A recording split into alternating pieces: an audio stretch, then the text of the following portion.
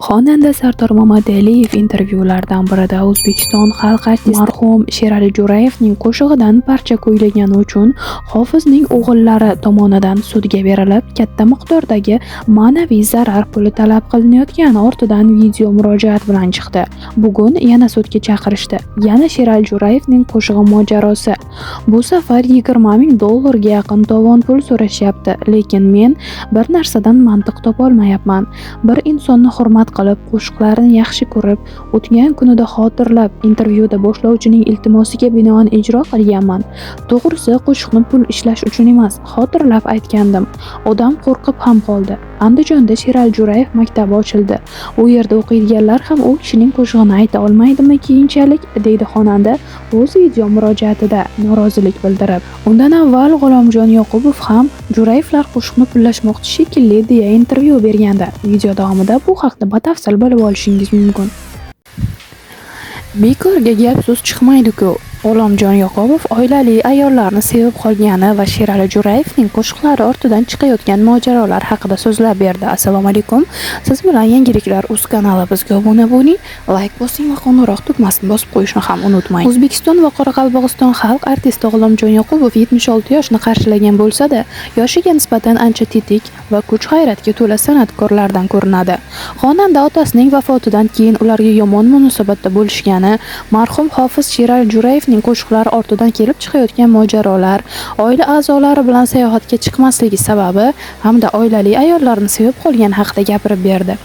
Yetimligimiz uchun qo'shnim bizni ochiqchasiga ajratgan. 3 yoshimda otam olamdan o'tgan, infarkt deyishgan. U paytda akam hayot, singlim esa hali chaqaloq edi. Meni yelkasiga mindirib olib yurganini elas eslayman. Boshqa narsa esimda yo'q. Hayot shunaqa ekan, kimnidir ushlab qol olmaysan. Otasizlik azobi juda og'ir bo'lgan. Qo'ni-qo'shni bolalarning otasi kelib bag'riga bossa yoki maktabiga borsa juda bilinardi. Bir voqea bo'lgan. Hozir u odamlarning hammasi o'tib ketgan. Yoshligimda oddiy oila bo'lganmiz. Hashamatda yashamaganmiz. Xullas, 2 yo 3 sinfda edim. Qo'shni o'rtog'imning uyiga kirib chiqib o'ynab yurgandik. Uning otasi kolbasa zavodda ishlardi. Har kuni go'sht, kolbasa olib kelardi. O'rtog'im dadasiga kolbasa bering desa, hozir emas, anavilar chiqib ketsin, keyin beraman degan. Yosh bo'lsam ham shu voqea qattiq ta'sir qilgan. Shundan keyin o'rtog'im bilan ham, ota-onasi bilan ham gaplashmaganman. Institutga kirib tanilganimdan keyin o'sha odam yonimga kelgan, lekin qattiq dilim og'riganini yashirmaganman. Tor sotib olish uchun birovning uyida g'isht qo'ygan. Onam faqat fabrikada ishlardi. Uning topgan puli hamma narsaga ham yetmasdi. Men birinchi torimni sotib olishim uchun birovning uyida g'isht qo'yganman. Tor do'konda 21 so'm turar edi. Borardim, ko'rardim, havasim kelib qaytib ketardim. Bir odamning uyiga kirib g'isht qo'yib beraman desam, yosh bolasan-ku deb unamagan. G'ishtning 1000 tasi 7 so'm edi. 3000 ta g'ishtni qo'yib berishga kelishganman. 10-15 kunda shuncha g'ishtni qo'yib pulimga o'sha torni sotib olganman, deya xotirlaydi G'ulomjon Yoqubov. Shaytanatning qo'shig'ini men kuylaganman. G'ulomjon Yoqubov yoshlik yillarida ko'rkam yigit bo'lgan. Unga kinodan ham rollar taklifi tushgan, lekin xonanda buni rad etgani haqida gapirib berdi. Teatr va rassomchilik institutini bitirganimdan keyin teatrda ham ishlaganman, lekin filarmoniyaga qaytib ketganman. Kinoda rol o'ynamaganman. Unday bo'lsa, xonandalikdan ketishim kerak edi. Ikkita quyonni qo'ygan odam bittasiga ham yeta olmaydi. Ham bitta rol o'ynab, bor mavqeyimni ham yo'qotib qo'yishni istamaganman. Yaxshi chiqsa-ku yaxshi, lekin o'xshamasa-chi?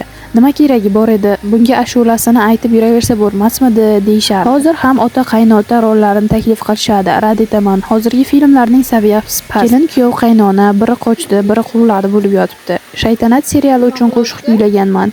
Film ijodkorlarining titri chiqqanda o'sha qo'shig'im ketadi, deydi va kino seriallardan tushadigan taklif haqida. Qo'shiq sotib aka-ukalar biznes qilmoqchidir. O'zbekiston xalq artisti G'ulomjon Yoqubov bugungi kunda qo'shiq talashish, jumladan marhum Sherali Jo'rayevning qo'shiqlarini boshqa xonandalar kuylagani uchun jarimaga tortish holati haqida ham fikr bildirdi. O'tib ketgan odamning qo'shig'ini aytma deyish ahmoqlik deb o'ylayman. Boshqa ijrochilar tomonidan kuylanib turmasa, u qo'shiqlar erta-indin odamlarning yodidan ham chiqib ketadi. Balki aka-ukalar bu qo'shiqlarni sotmoqchidir. Ular biznes qilmoqchi shekilli, kim biladi. Mening qo'shig'imni kimdir kuylamoqchi bo'lsa, chiroyli aytsa, bemalol kuylayversin. Bunga hozir ham qarshi emasman. Qo'shiq yangilanib turishi kerak, deydi xonanda. Chet elga borsam, faqat kiyim sotib olaman. G'ulomjon Yoqubovning boshqa san'atkorlardan ajralib turadigan jihati tashqi ko'rinishiga alohida urg'u qaratishida. Xalq artisti to'y, hasham va konsertlarda tashqi ko'rinish va nutqiga o'zgacha e'tibor qaratadi. Stilim ustida o'zimdan boshqa hech kim ishlamaydi. Men maktab davrida ham onam bilan bozorga borib arzon kiyim sotib olsak ham yarashadiganini qidirardim. Onam singlimga meni namuna qilib ko'rsatardi. Chet elga borsam ham kunim kiyim do'konlarida o'tardi. Toshkentdan hech narsa sotib olmaganman. Hozirgacha kostyumlarimni o'zim tanlayman. Birov aralashmaydi, deydi xonanda. Bir yilda 8 marta sayohatga chiqaman. Yiliga 7-8 marta sayohatga boraman. Yaqinda Batumidan keldim. Undan oldin Sochiga borib keldim. Iyulda 1 oylik dam olishga Karlovy Varga ketaman. Sayohatda asosan og'aynilarim bilan 15 kishi bo'lib boramiz. Oila a'zolarim bilan yura olmayman. Ular o'zlari sayohat qilib keladi. Men erkin qushman. Birov menga unday qiling, bunday qiling desa yoqmaydi. Men ularga tegmayman, ular menga. Futbolni yaxshi ko'raman. Shu yil Amerikaga bormoqchi edim, viza berilmadi. Sababini aytishmadi. 2018-yilda Rossiyaga ham borib Fransiya, Xorvatiya o'yinini tomosha qilib kelganman, deydi san'atkor. Farzandlarim meni tanimay qolardi. G'ulomjon Yoqubov shaxsiy hayoti, oilasi, rafiqasi haqida ko'p ma'lumot berishni istamaydigan san'atkorlardan qatorida. Ammo u go'zallik shaydosi ekan va bir necha marta turmushga chiqqan ayollarni sevib qolganini ham yashirmadi. Mening ayolim ko'p narsaga chidagan. 3 oylab gastrol safarlariga ketib qolardim. Qaytganimda bolalarim meni tanimay cho'chishardi. Bitta men emas, o'sha paytdagi hamma san'atkorda shunday bo'lgan. Ajrashib ketmay yashayapmiz-ku hammamiz, deydi u. Go'zal ayollarni sevib qolardim.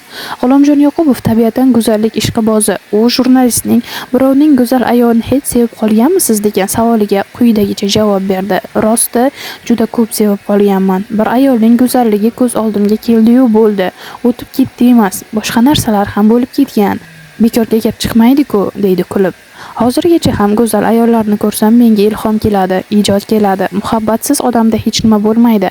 Bir shoirni eshitganman, hatto o'zining qizining go'zalligidan ilhomlanib she'r yozgan ekan. Go'zalni go'zal deyish kerak, buni aybi yo'q-ku. Bir qaragan bilan hech narsa bo'lib qolmaydi-ku. Go'zal ayollarni har doim sevganman, hozir ham sevaman. Umrimning oxirigacha ham shunday bo'ladi. Atrofimdagilarga ham voy, anavi qizning chiroyliligini qaranglar deyman, deydi O'zbekiston xalq artisti G'ulomjon Yoqubov o'zining oxirgi so'zlarida. Videomiz yoqqan bo'lsa, bir dona like bosing, yangiliklar uz kanaliga obuna bo'ling va qo'ng'iroq tugmasini bosib qo'yishni ham unutmang.